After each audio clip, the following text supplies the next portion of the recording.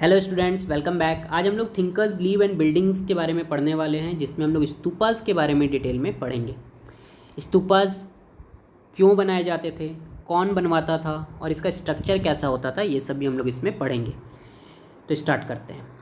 Buddhism का जो idea है और प्रैक्टिसेस है, ये समय के साथ साथ इसमें भी बदलाव आया। जो उस समय के ट्रेडिशंस थे, जैसे ब्राह्मण, जैन और कुछ अदर इंडिविजुअल थॉट्स, इनके साथ में वाद विवाद करके, उनसे कुछ अच्छी चीज़ें सीख करके उसका भी प्रभाव बुद्धिज़्म के ऊपर पड़ा। कुछ तो चेंजेस हमें इनके टेक्स्ट में देखने को मिलते हैं, साथ ही साथ कुछ हमें इंस्क्रिप्शंस में और मॉन्यूमेंट्स में, स्कल्पचर्स में भी देखने को मिलते हैं। उस समय के जो लोग थे, उन्होंने जो ये स्पेशल चीज़ें होती थी, स्पेशल चीज़ें जैसे स्पेशल ट्रीज़, यूनिक रॉक्स, जहाँ पे गौतम बुद्धा को इनलाइटमेंट मिला, वो स्पेशल ट्री पीपल ट्री है। तो इन जगहों को जोड़ करके एक सेक्रेट प्लेस बना देते थे, एक पवित्र प्लेस बना देते थे। ठीक है कि ये पवित्र प्लेस है, और उसे धार्मिक स्थल का दर्जा दे दिया जाता था, श्राइन्स बना दिया जाता था उससे। ठीक है, यहाँ पर कभी कभी किसी किताबों में, बुद्धिस्ट के लिटरेचर में, इसे चैत्य भी बोला जाता है। चैत्य का मतलब क्या होता है?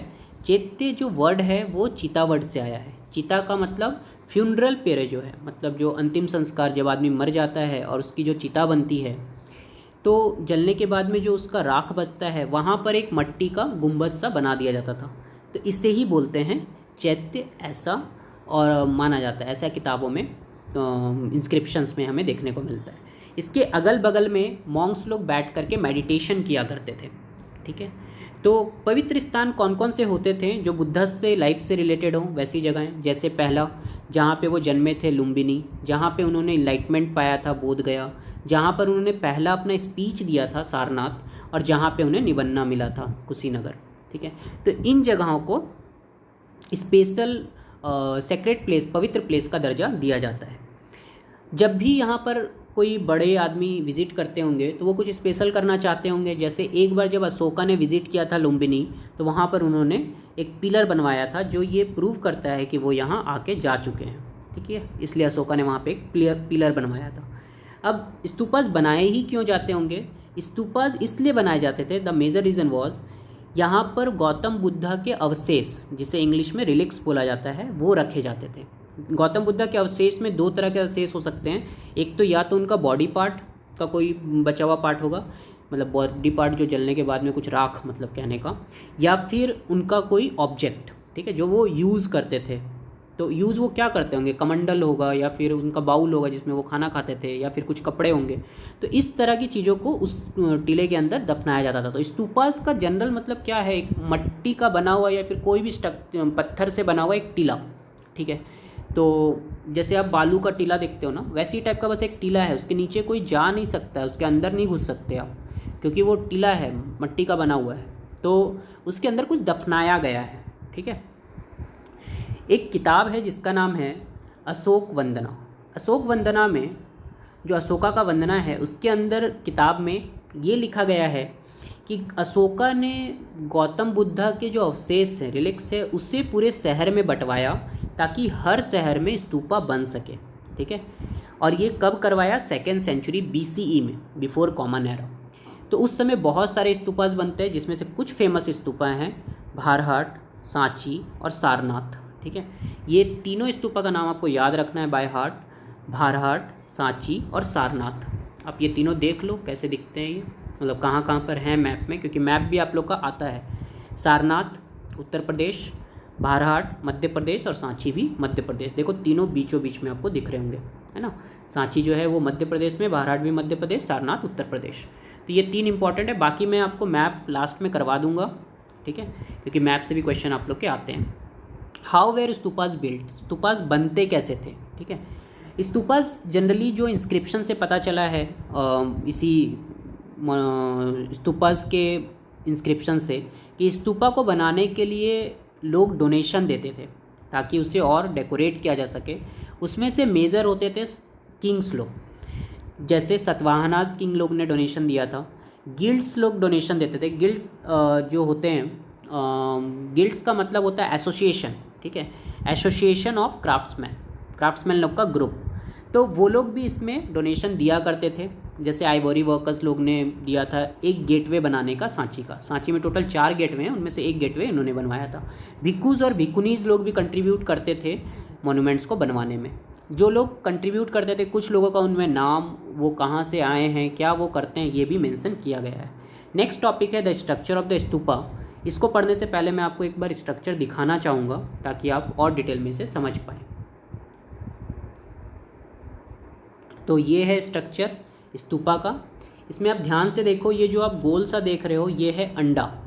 अंडा का मतलब ही है कि ये जो गोल टिला है इसके नीचे कोई अवशेष है। नेक्स्ट है ऊपर देखो हर्मिका। हर्मिका का मतलब होता है जहाँ पर जो गॉड हैं वो निवास करते हैं। फिर उसके ऊपर एक डंडा सा है जिसका नाम है यस्ती, और उसमें अम्ब्रेला सा जो देख रहे हो उसको छत्र बोलते हैं, छाता बोल सकते हो आप, तो अम्ब्रेला छत्रस हो गया। नीचे आ जाओ आप, यहाँ पर आपको दिख रहा है 2 तरफ से सीढ़ी है, वो स्टेयरवेज है, और गोल जो दिख रहा है आपको वो रेलिंग है, ठीक है, जहाँ पे लोग चलेंगे गोल गोल। तो यहाँ पर जो नीचे, अब आपको पहले तो तोरन देख लो। पहले आप तोरन 4 होते थे। तोरन का मतलब होता है गेटवे, है ना, गेट जहाँ से आदमी अंदर जाएगा। तो 4 गेटवे हैं टोटल। एक तो गेटवे पीछे होगा जो हमें नहीं दिख रहा है यहाँ से, तो 4 गेटवे होंगे इसमें टोटल।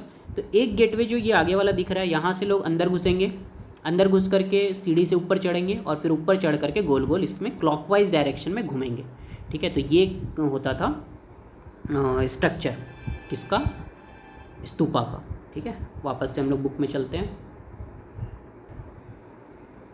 तो स्तूपा का जो संस्कृत मतलब है वो है हीप। हीप मतलब होता है टीला, है ना।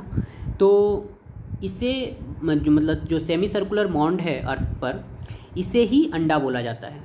इसके ऊपर, और इससे बाद में बहुत कॉम्प्लेक्स स्ट्रक्चर बनाया जाने लगा। कुछ लोग अब इसे बैलेंसिंग राउंड बनाने लग गए या फिर स्क्वायर शेप का बनाने लगे। तो पहले इससे, सबसे पहले के जो स्तूपास हैं उसमें हमें ये अंडा शेप ही देखने को मिलता है। इसके ऊपर हर्मिका बना हुआ है, हमने देख लिया, एक बालकोनी लाइक स्ट्रक्चर छोटा सा, जिसे माना जाता है कि ये घर है किसका, गॉड का, ठीक है। नेक्स्ट है हर्मिका के ऊपर से यस्ती, एक डंडा सा जो था उसे यस्ती बोलते हैं, उसमें छतरी लगा है, अम्ब्रेला, ठीक है। और जो ये नीचे स्तूपा था, मतलब जो अंडा था, उसके किनारे किनारे में रेलिंग्स थे जो अलग करता है बाहर के वर्ल्ड से स्तूपा को, ठीक है। तो उसके लिए रेलिंग्स बनाए जाते थे। अब जो अर्ली स्तूपाज है जैसे सांची वाला और भारहाट वाला, ये पहले तो प्लेन हुआ करते थे, ठीक है। स्टोन रेलिंग इसमें खाली बने होते थे, पत्थर के रेलिंग्स किनारे किनारे बनाए जाते थे, जो जिसके ऊपर बम्बू या फिर वुडन लकड़ी का फेंस बनाया जाता था, और गेटवे होते थे। और इसमें 4 गेट होते थे, ठीक है। गेट जो होते थे वो बहुत खूबसूरती से बनाए गए होते थे, ठीक है। 4 कार्डिनल पॉइंट्स बोले जा रहे हैं। कार्डिनल मतलब होता है डायरेक्शन, 4 डायरेक्शन में, ईस्ट वेस्ट नॉर्थ साउथ, सभी डायरेक्शन में एक एक गेट हुआ करते थे। जो वर्शिपर है, जो पूजा करने वाला है, वो ईस्ट गेट से अंदर आएगा, मतलब पूरब के गेटवे से अंदर आएगा, और फिर अंदर आकर के क्लॉकवाइज डायरेक्शन में उस स्तूपा के अराउंड घूमेगा, ठीक है। तो ये था वहाँ का वे, मतलब वर्शिप करने का वे। नेक्स्ट है जो ये स्तूपाज हैं, इसे बाद में और, मतलब ये जो टीले होते थे, इसे बाद में और सजाया जाने लगा, और इसमें कुछ कुछ खूबसूरत चीज़ें जोड़े जाने लगी, जैसे अमरावती और शाहजी की ढेरी। अमरावती आंध्र प्रदेश में है और शाहजी की ढेरी पेशावर में है, पाकिस्तान में। तो ये भी दोनों आपको याद रखना है। मैप जब मैं करवाऊँगा तो ये सब भी आपका कवर हो ही जाएगा। Thank you.